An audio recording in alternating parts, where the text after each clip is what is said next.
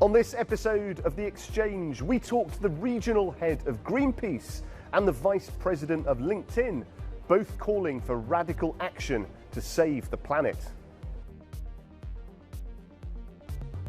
Welcome to The Exchange from our studio here in Doha. Now, COP28 welcomes politicians, CEOs and climate activists to Dubai in the United Arab Emirates, all to tackle the biggest problem on the planet.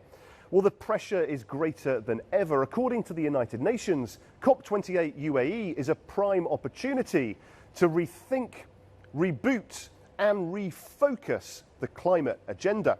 So let's have a quick recap on the COP story so far. Well, back at COP21 in 2015, the world agreed to limit global warming to 1.5 degrees compared to pre-industrial levels by 2050. And in less than 7 years, carbon emissions need to be reduced by 43% to make this achievable.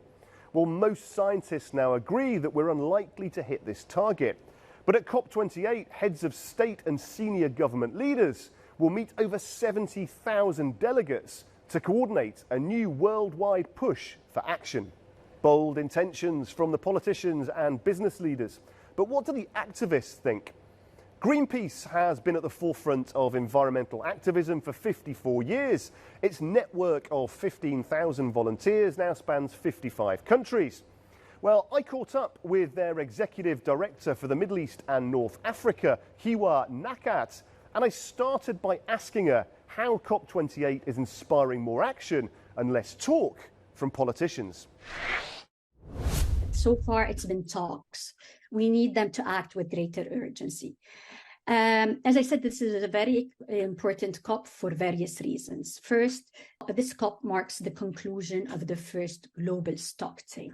This is the primary mechanism through which we assess progress and collective efforts under the Paris Agreement. It's evident now that the world is falling short of meeting the agreement objectives. And therefore, at COP28, global leaders must chart a path to accelerate climate action and close the gaps for 2030 targets. And urgently, they need to ensure that the 1.5 degrees remains within reach. To do that, we need to have global emissions by 2030. And therefore, in COP28, we should have a decision to immediately halt fossil fuel expansion. A powerful plea there from Greenpeace. But it's not just government officials and activists taking part in COP28. Euronews reporter Jane Witherspoon looks back on the preparations to the event, where she met an Atlantic rower aiming to create a new spirit of action across the COP community. This year's UN Climate Change Conference in Dubai has the aim of uniting the international community on climate issues and building on what was promised at last year's event in Sharm el-Sheikh. A series of local initiatives have been running on the periphery of this year's conference. Toby Gregory is an adventurer and environmental change maker who's launched Road to COP in a battle against plastic pollution.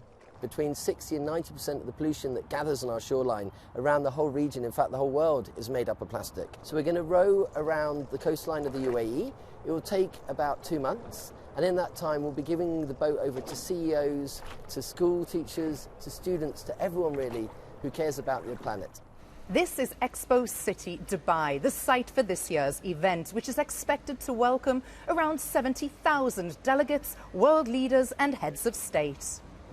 TGP International are a global agency for the hospitality and food retail industry and are Expo City Dubai's appointed consultant overseeing all F&B for the COP28 UAE site.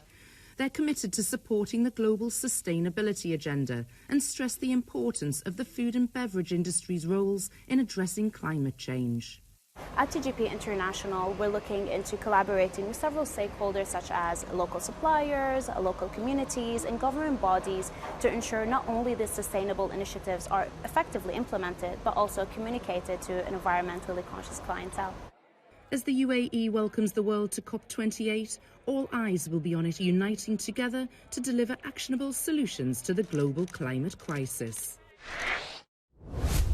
Bold ambitions, but is a worldwide shift to the green economy actually realistic? According to a report by LinkedIn, only 1 in every 8 workers currently has the green skills needed to meet net zero targets.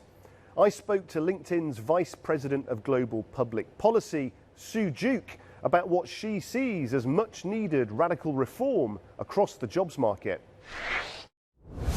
A green job is a job whose primary focus is to combat climate change. So think of jobs like wind turbine technician, solar consultant, environmental engineer. And of course, to do these green jobs, you need lots of green skills. But what's really interesting is that we also see these green skills, they're skills that are either taking pollution out or conserving natural resources. We're also seeing these green skills being applied to a whole host of traditional jobs. Some of the top jobs out there using green skills are jobs like fleet manager, data scientist, healthcare worker, not green jobs per se, but jobs that are going green more and more. Now it's time for our regular feature, Business in 60 Seconds. Start the clock. Sony will announce their quarterly results this month. It's been a good year for the company with stock remaining high. The US rollout of the new PS5 Slim is getting gamers excited. With more countries set to sell the latest console over the coming months, millions will be updating their Christmas lists. US mega pharmacy chain CVS will also be declaring their quarterly results.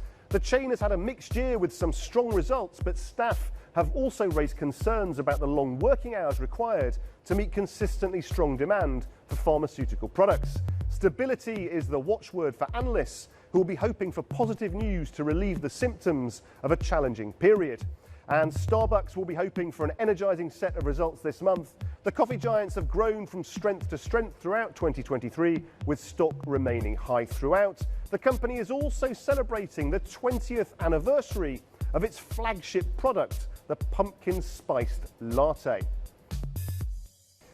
In less than 7 years, we'll find out whether carbon emissions have been reduced by the 43% required to stop global warming exceeding 1.5 degrees. But according to the experts, the 2030 target is way off the mark. The pressure on politicians and CEOs is reaching boiling point. And as we've heard from our guests, COP28 needs to deliver something meaningful, not just to save our future, but to tackle problems like hunger and clean water right now. Well, that's all we have time for on this edition of the show. Thanks for watching. Please do check out euronews.com for all your latest business news. And join us again next time on The Exchange.